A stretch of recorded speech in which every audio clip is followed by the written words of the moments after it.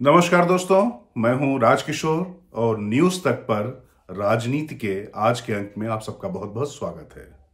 आज सीधे आते हैं मुद्दे पर और मुद्दा है कि नोट पर महात्मा गांधी के साथ लक्ष्मी और गणेश की तस्वीर को लेकर दिल्ली के मुख्यमंत्री और आपके संयोजक अरविंद केजरीवाल का दिया गया बयान। अब प्रश्न ये उठता है कि उत्सव के बाद दीपावली में जैसा उन्होंने कहा कि आपने लक्ष्मी और गणेश की पूजा की, सुख समृद्धि की कामना की, अब नोट पर गणेश और लक्ष्मी को छाप दिया जाए तो पूरे देश में जो आर्थिक स्थिति है, जो गर्त में जा रही है, शायद वो ऊपर उठ जाए। और इसकी उन्होंने मांग कर दी कि महात्मा गांधी के साथ साथ लक्ष्मी और गणेश की भी तस्वीर नोट पर चस्पा हो।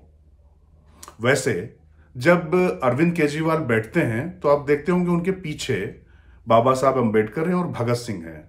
महात्मा गांधी आमतौर पर कोई भी मुख्यमंत्री हो या प्रधानमंत्री हो, राष्ट्रपति हो या तमाम मंत्रियों के कार्यालयों में एक स्थायी, जब से हम लोगों ने होश संभाला है तब से राष्ट्रपिता महात्मा गांधी को देखते चले आ रहे थे। लेकिन खैर, उन्होंने अपने नए नायक चुने हैं और ये नायक नए क्या हैं, उन्होंने उनकी जगह एक तरीके से रिप्लेस करने की कोशिश की है। लेकिन नोट से वो गांधी को रिप्लेस नहीं कर रहे हैं, बस ये कह रहे हैं कि वहां पर लक्ष्मी और गणेश को स्थान दे दिया है जिससे आर्थिक स्थिति देश की ठीक हो जाए। क्या बात सिर्फ इतनी है? आप भी जानते हैं सिर्फ इतनी नहीं है, क्योंकि देश में जिस तरीके की इस समय सियासत चल रही है, जो धारा चल रही है, उस धारा में यह तो तय हो गया है कि कौन अपने आप को ज्यादा बड़ा हिंदू और हिंदुत्व का संवाहक और हिंदुत्व के प्रतीकों के साथ अपने आप को खड़ा दिखा सके। यह स्थिति आज से 7-8 साल पहले नहीं हुआ करती थी। 2014 से पहले तो बिल्कुल नहीं थी। जब से प्रधानमंत्री नरेंद्र मोदी बने हैं और शपथ ग्रहण जब उन्होंने पहली बार प्रधानमंत्री की उसके बाद काशी विश्वनाथ में जिस तरीके से वो बाकायदा मत्थे पर त्रिकोण लगाकर और शंकर जी की आरती जो रावण रचित है उसको अमित शाह के साथ वहां पर सुनते हुए दिखाई पड़े थे, अगर आपको याद हो, काशी के घाट पर। तो उसके बाद से लगातार मंदिरों में उपासना, हवन, ये सब चीजें चल रही थी। तो पहले तो इन सब चीजों पर बहुत सवाल उठाए गए, सांप्रदायिकता का प्रश्न खड़ा किया गया, धर्मनिरपेक्षता की दुहाई दी गई। और खासतौर से अरविंद केजरीवाल जिन्होंने बात कही तो उन्होंने तो मतलब इस मामले में तमाम नए मानदंड भी स्थापित किए और वो एक नई राजनीति का उन्होंने नारा दिया जिसके तहत उन्होंने कहा कि आदमी हूं, आदमी से प्यार करता हूं। जब पहली बार उन्होंने शपथ ग्रहण की थी, इस गाने गाने के साथ की थी। लेकिन धीरे धीरे समय बदलता गया, जैसे जैसे रास्ता आगे बढ़ा राजनीति में चीजें बदलती चली गई। तो अभी प्रश्न यह है कि ये लक्ष्मी गणेश कहां से आ गए, ये क्यों मुद्दा उछाला गया है, वो भी तब जब अभी कुछ दिन पहले ही दिल्ली में दीपावली पे पटाखे, आतिशबाजी प्रतिबंधित करने को लेकर अरविंद केजरीवाल पर लगातार ये आरोप भारतीय जनता पार्टी की तरफ से लग रहा है कि वो हिंदू त्योहारों के खिलाफ है, हिंदू रीति रिवाजों के खिलाफ है और उन्हें औरंगजेब की भी उपाधि दे दी गई। उसके बाद अरविंद केजरीवाल एक नए अवतार में आते हैं और साफ साफ कहते हैं कि नोट पर लक्ष्मी और गणेश की तस्वीर लगा देनी चाहिए। चुनाव गुजरात में है और गुजरात से प्रधानमंत्री नरेंद्र मोदी आते हैं। गुजरात में सोमनाथ द्वारका है।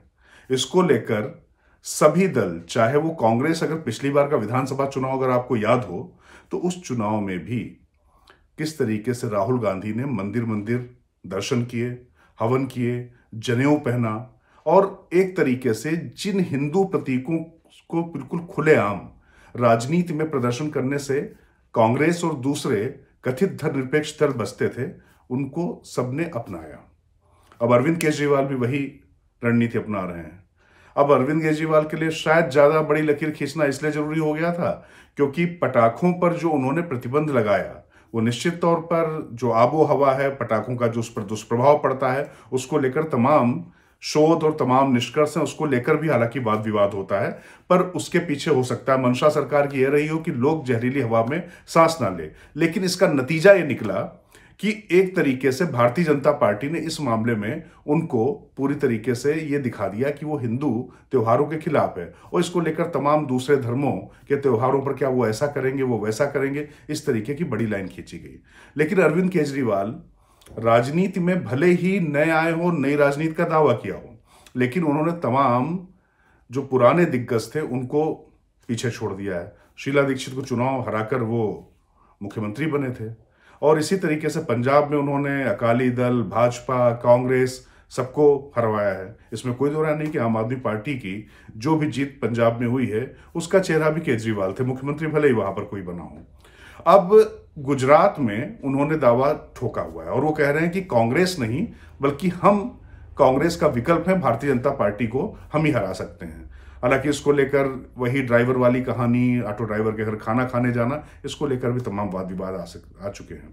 पर एक चीज साफ साफ नजर आ रही है, राहुल की भारत जोड़ो यात्रा को भी अगर हम देखें तो मंदिरों में दर्शन, तिलक और उन फोटो को ज्यादा प्रमुखता के साथ में कांग्रेस के सोशल मीडिया हैंडल से ज्यादा उसको प्रवाहित किया जा रहा है। अब गुजरात में चुनाव है तो गुजरात को तो पहले ही, जब नरेंद्र मोदी वहां पर मुख्यमंत्री हुआ करते थे, प्रधानमंत्री नहीं बने थे, तो उसको तमाम जो वामपंथी बुद्धिजीवी या जो तमाम पत्रकार वो कहते थे वो हिंदुत्व की प्रयोगशाला है। अब हिंदुत्व की अगर उस प्रयोगशाला को, उस टर्म को अगर उनके शब्दों में ही हम आगे बढ़ाते हैं तो यूं मान के चलिए कि वो प्रयोग सफल हो चुका है। गुजरात से प्रधानमंत्री नरेंद्र मोदी न सिर्फ निकलकर प्रधानमंत्री बने बल्कि उन्होंने नए कीर्तिमान बनाए। उत्तर प्रदेश में लगातार दूसरी जीत हो रही है। असम और नॉर्थ ईस्ट के अन्य राज्यों में जहां पर भारतीय जनता पार्टी के बारे में एक दशक पहले तक कोई सोच नहीं सकता था, वहां पर उनकी सरकारें चल रही हैं। इसी तरीके से दक्षिण में भी उनकी दस्तक कर्नाटक में पहले थी, दूसरी जगहों पर भी वो अपनी उपस्थित दर्ज कराने की कोशिश जरूर कर रहे हैं। और वो राज्य, वो इलाके जहां पर कभी भारतीय जनता पार्टी के बारे में नहीं सोचा जाता था, वहां पर भारतीय जनता पार्टी ने नरेंद्र मोदी के चेहरे पर अद्भुत प्रदर्शन किया है। अच्छा, भारतीय जनता पार्टी के पास अगर आप नए चेहरे देखें तो वो कौन आए हैं नरेंद्र मोदी के बाद में? निश्चित तौर पर गृह मंत्री अमित शाह हैं, जिन्होंने अनुच्छेद 370 और 35 से हटाने के बाद और लेह लद्दाख का जो फैसला किया उसके बाद वो चर्चा में आया, और तमाम उन्होंने, चाहे वो एनएससी की बात हो, चाहे सीए की बात हो, उस पर जो उनके बयान रहे तो उस पर भी बहुत मुखर होकर बात करते रहे। तो मतलब कुल मिलाकर जो हिंदुत्व का मुद्दा था उस पर कोई जो अपराध बोध वाला एक फिनोमिना था उसको तो भारतीय जनता पार्टी ने खत्म कर दिया। वो हिंदुत्व के मुद्दे पर और ज्यादा प्रखर और मुखर होकर आते हैं। प्रधानमंत्री लगातार चुनावों के समय में, चाहे उनके मुख्यमंत्री हों, योगी आदित्यनाथ की बात कर लें, अगर उत्तर प्रदेश के मुख्यमंत्री की बात करें तो भगवा वस्त्र धारण करते हैं, एक मठ के मठाधीश भी हैं, और वो लगातार हिंदुत्व को लेकर अपने बयान बिल्कुल बिना किसी हिचक के प्रखरता से, मुखरता के साथ दर्ज करते हैं। और उनके जो तमाम प्रशासनिक निर्णय होते हैं उस पर भी उनकी इस छवि की छाप बहुत जोरदारी के साथ में नजर आती है। असम में आ जाइए, हिमंतो विश्व शर्मा, मदरसों को आतंकी नर्सरी बताने से लेकर और उनको लेकर जो उन्होंने कार्रवाई की उस पर भी वो चर्चा में रहे। तो कुल मिला के भारतीय जनता पार्टी दो तरीके से काम कर रही है। एक तो हिंदुत्व के प्रतीकों को पूरी तरीके से अपना रही है, गढ़ रही है, चाहे विश्वनाथ कॉरिडोर हो, चाहे उज्जैन कॉरिडोर हो, अयोध्या में रामलला का मंदिर भव्य बन ही रहा है, प्रधानमंत्री नरेंद्र मोदी अभी उसका शिलान्यास कर भी आए हैं। जाहिर तौर पे चूंकि यहां पर हिंदू धर्मावलंबी ज्यादा हैं और उनके बीच में ऐसा एक मैसेज भारतीय जनता पार्टी और संघ परिवार देने में कामयाब रहा, या यूं कहें कि उनकी ये जो भावना थी उनको उसने एक आवाज दी और उसको एक धरातल दिया, जिस पर अब भारतीय जनता पार्टी ने टेक ऑफ कर लिया, उसका विमान टेक ऑफ कर चुका है। तो हिंदुत्व के इस धरातल पर जो एक नया आसमान जो इन्होंने, भारतीय जनता पार्टी ने तैयार किया है, अभी किसी भी दल के सामने उसके खिलाफ जाके अलग नैरेटिव तैयार करने की कोई ऐसी स्थिति बची नहीं है। इसका एक और कारण भी है, क्योंकि देखिए किराए की विचारधारा, मैं किराए की विचारधारा बहुत सोच समझ के ये शब्द बोल रहा हूं। सवाल यह है कि भारतीय जनता पार्टी, या जैसे पहले कांग्रेस का जब विरोध होता था तो कांग्रेस के विरोध में होता था एंटी कांग्रेस न्यूक्लियस। क्या कभी वो वंशवाद की बात होती थी, कभी तानाशाही की बात होती थी। उसके सामने विकल्प कौन होना चाहिए, उस समय कभी जेपी होते थे, नानाजी देशमुख होते थे, राम मनोहर लोहिया होते थे, इस तरीके के तमाम चेहरे हो जाते थे। लेकिन अभी नरेंद्र मोदी का जब विरोध होता है, नरेंद्र मोदी के विरोध में क्या चीजें आ जाती हैं? स्थिति ऐसी बन गई है कि नेता दूसरे दलों के पास ऐसे हैं या इस तरीके से वो कोई गलती कर जाते हैं, या भारतीय जनता पार्टी इतनी सक्षम है कि वो उसको ये धारा दे देती, या तो उस बयान को या उस विचार को वो राष्ट्र के विरोध में दिखा देती है या वो हिंदू के विरोध में दिखा देती है। तो राष्ट्र और हिंदू ये दोनों जो मुद्दे हैं, इस पर पूरी तरीके से भारतीय जनता पार्टी को इस अखाड़े में कोई नहीं हरा सकता है। अरविंद केजरीवाल जब गुजरात में चुनाव लड़ने पहुंचे हैं तो शायद उनको ये बात समझ में आ चुकी है, और दिल्ली में पटाखों के बाद ये जो उन्होंने प्रयोग किया था, पटाखे कम नहीं बजे। दिल्ली में प्रतिबंध के बाद भी पटाखे बजाए गए और सोशल मीडिया पे फोटो डालकर इस तरीके से दिखाया गया कि तुम चाहे जितना हमारे त्योहारों पर आप वो लगा लो, हम नहीं मानने वाले हैं। इसके बाद औरंगजेब का भी खिताब उनको दिया गया। इसके बाद अचानक अरविंद केजरीवाल गोवर्धन पूजा के दिन आते हैं और लक्ष्मी गणेश का नया शिगोफा छेड़ देते हैं। अब सवाल यह है कि लक्ष्मी गणेश आमतौर पर क्यों भारतीय मुद्रा में क्यों प्रचलन में नहीं आ पाए, क्योंकि पहले भी जब मुद्राएं चलती थी तो इस तरीके की चीजें नहीं की गई। ये जब मुद्रा भारतीय बनी तो क्यों, इसके पीछे एक सोची समझी रणनीति थी, सोचा समझा विचार था कि नोट कहीं भी पढ़ते हैं, किसी भी दुकान में जाते हैं, कहीं भी जाते हैं तो उसमें भगवान के प्रतीकों को डालना ठीक नहीं। और दूसरी बात यह है कि अगर आप यहां पर सर्वधर्म समभाव की बात कर रहे हैं तो उसमें हिंदू, मुस्लिम, सिख, ईसाई और जो नाना प्रकार के धर्म हैं वो सभी होंगे। तो किसी एक देवी देवता का वहां पर फोटो क्यों दिया जाए, यह भी एक प्रश्न था। इसीलिए ईश्वर अल्लाह तेरे नाम सबको सन्मत दे भगवान, तो जो राष्ट्रपिता महात्मा गांधी थे उन्हीं का चेहरा आगे करके नोट पर छाप दिया गया। प्रधानमंत्री नरेंद्र मोदी जब बने तो उसके बाद दूसरे स्वतंत्रता सेनानियों के चित्र लाने की बात जरूर हुई। जिस तरीके से अमेरिकन डॉलर पे अब्राहम लिंकन से लेकर जॉर्ज वॉशिंगटन या जो उनके तमाम राष्ट्रपति और जो तमाम उनके प्रणेता जो रहे हैं उनकी तस्वीरें होती हैं, ये कोई नई बात नहीं है। लेकिन कभी भी भगवान की तस्वीर लाने की बात नहीं हुई। ये होता था कि लोकमान्य तिलक क्यों नहीं, सुभाष चंद्र बोस क्यों नहीं, भगत सिंह क्यों नहीं, चंद्रशेखर आजाद क्यों नहीं, लेकिन भगवान वाला ये मामला अब ये पहली बार आया है। और कहते हैं ना कि गुजरात की एक बड़ी खास बात है, गुजरात का चुनाव जब होता है तो हर बार नए नारे, नए मुद्दे बड़े अलग किस्म से आते हैं, तो ये देखने वाली बात है।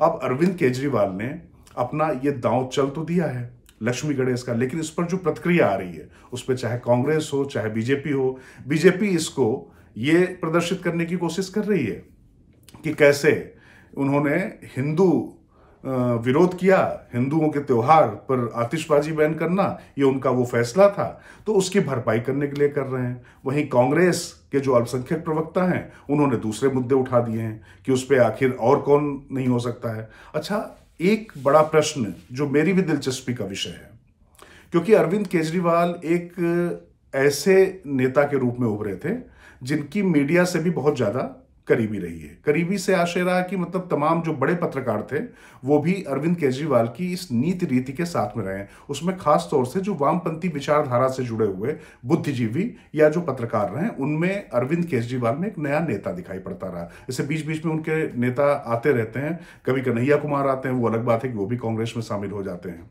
लेकिन अरविंद केजरीवाल के रूप में उनको ऐसा लगता था कि एक ऐसा बंदा है जो कम से कम जो हिंदुत्व की राजनीति नहीं, वो सिर्फ भ्रष्टाचार के मुद्दे पर काम करना चाहते। लेकिन हालांकि भ्रष्टाचार के मुद्दे पर अभी आप देख ही रहे हैं कि दिल्ली में लिकर पॉलिसी को लेकर और तमाम बसों को लेकर तमाम विषय हैं, उस पर फिर कभी चर्चा करेंगे। पंजाब में भी वो है, लेकिन अभी अगर हम बात करें तो ये गुजरात चुनाव के अलावा इसका और क्या मकसद हो सकता है। मुझे लगता है कि ये जरूर सोचने विचारने की बात है भारतीय जनमानस के लिए भी। क्या सिर्फ अब प्रतीकों की राजनीति, वो चाहे भारतीय जनता पार्टी हो, चाहे आम आदमी पार्टी हो, चाहे कांग्रेस, क्या असली मुद्दों पर, वास्तविक मुद्दों पर ये प्रतीक भारी पड़ रहे हैं क्या? क्योंकि देखिए, जब भारतीय जनता पार्टी अगर हिंदुत्व की राजनीति करती है तो उसके पास रामलला मंदिर होता है, उसके पास विश्वनाथ कॉरिडोर होता है, उसके पास उज्जैन कॉरिडोर होता है और तमाम ऐसे स्थल होते हैं, बद्रीनाथ, केदारनाथ और ये जो 4 धाम गंगोत्री यमुनोत्री का हम होता, तो वो धर्म और विकास का एक प्रदर्शन कम से कम शासन के तौर पर भी करते दिखाई पड़ते हैं। तो भारतीय जनता पार्टी के इस पूरे जो सुशासन या शासन, जो उनका शासन है उसको वो सुशासन कहते हैं, उस मॉडल पर कैसे आप चुनौती दे पाएंगे जब तक उनसे बड़ी लकीर नहीं खींच सकते हैं। कम से कम नोट पर तस्वीर का शिगुफा देकर तो कोई बड़ी लकीर शायद नहीं खींची जा सकती है।